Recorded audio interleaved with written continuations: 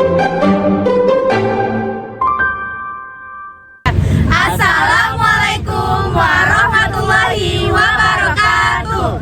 Di sini kami akan membahas tentang teori Albert Adler. Selamat menonton.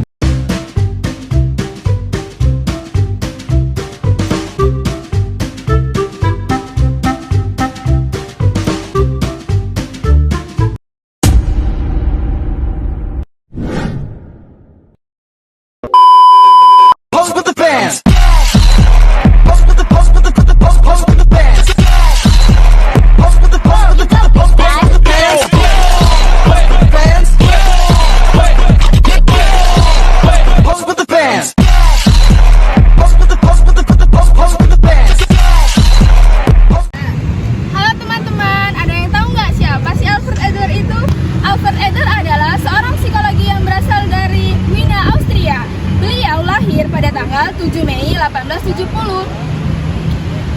Ayahnya adalah seorang pengusaha kecil. Kemudian waktu dia umur 5 tahun, dia sempat mengidap penyakit pneumonia yang membuat dia hampir pernah meninggal. Hal inilah yang menjadikan dia bercita-cita untuk menjadi seorang dokter. Dan benar saja, ketika dia selesai pendidikannya, dia melanjutkan studi di University of Vienna, mengambil fakultas kedokteran spesialis oftalmologi. Kemudian setelah selesai studinya, dia menikah dengan seorang wanita. Kemudian dia mempunyai 4 orang anak, dan 2 di antara 4 orang anak ini menjadi psikologi juga, mengikuti jejak seperti Adler. Setelah dia menjadi dokter umum, tidak lama menjadi dokter umum, dia itu berubah beralih menjadi psikiatri, dan dia mengikuti kelompok psikologi yang dipimpin oleh Sigmund Freud. Teman-teman tahu nggak kalau Adler dan Sigmund Freud itu punya hubungan yang sangat akrab, tapi lama-kelamaan hubungan mereka itu renggang. Kenapa bisa renggang? Karena Adler dan Sigmund atau Freud itu sering cekcok atau mereka sering berbeda pendapat gitu. Akhirnya pada lama-kelamaan Adler memutuskan untuk meninggalkan kelompok si Sigmund atau psikologi analisis society. Kenapa sih si Adler memutuskan untuk berpisah dari kelompoknya si Freud? Karena Adler ini nggak setuju kalau diri manusia itu dikendalikan oleh dorongan seks. Adler nggak setuju tentang hal itu, makanya dia mendirikan individual psikologi. Dia lebih setuju bahwa manusia itu dikendalikan oleh lingkungan, oleh rasa inferior dan superior. Nah, sekarang kita masuk ke inti teori menurut Adler. Menurut Adler, inti teori kepribadian menurut Albert Adler adalah rasa ingin mencapai kesempurnaan, yang sering dikatakannya sebagai striving for superiority. Jadi, manusia itu memiliki dorongan untuk merubah dirinya menjadi lebih baik dari yang kemarin. Tapi hal ini bukan termasuk egois ya teman-teman. Adler juga mengatakan tujuan akhirnya adalah untuk memberikan kontribusi kepada masyarakat.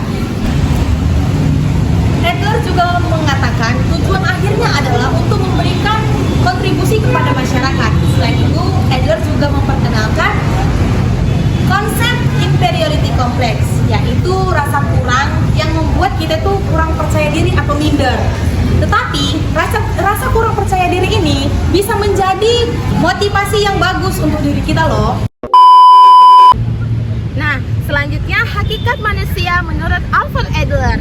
Adler punya pandangan menarik soal manusia. Dia bilang manusia itu makhluk sosial. Jadi kita tuh nggak bisa hidup tanpa berinteraksi dan berhubungan sama orang lain.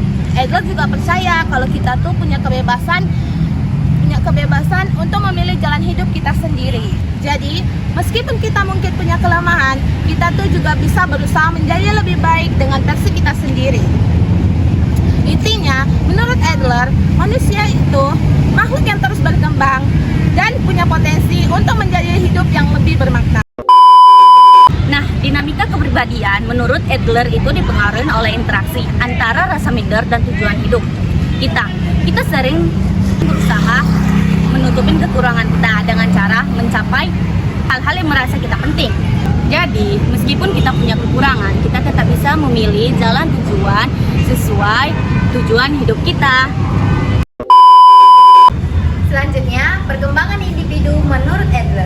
Menurut Adler, perkembangan individu tidak hanya berfokus pada faktor genetik atau masa lalu, tetapi juga oleh tujuan hidup yang kita kejar.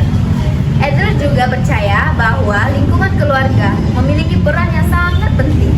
Misalnya, dalam urutan keluarga, anak bungsu biasanya cenderung lebih bertanggung jawab, sedangkan anak tengah memiliki pemikiran bersaing, dan anak bungsu cenderung lebih manja. Jadi, perkembangan hidup kita itu adalah hasil dari interaksi pengalaman hidup, hubungan sosial, serta tujuan hidup kita. Jadi kesimpulan dari teori Adler ini adalah berfokus dan bertujuan untuk masa depan dan tidak berpaling ke masa belakang. Teori Adler ini juga berkontribusi untuk kita berinteraksi sosial dengan orang lain, terutama di keluarga. Seperti yang sudah dijelaskan tadi, apa saja itu? Ya, anak pertama cenderung ke bertanggung jawab, anak tengah cenderung ke untuk bersaing, dan anak terakhir cenderung ke manja. Dari teori Adler ini, kita berfokus untuk berkembang diri dan untuk bertujuan hidup yang akan datang. Terima kasih. Selesai sudah video kali ini, kami ucapkan terima kasih.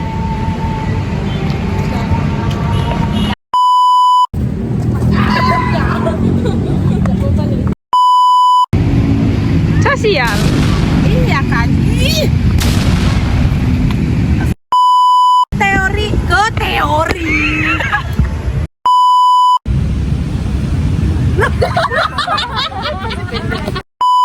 Tujuan hidup kita.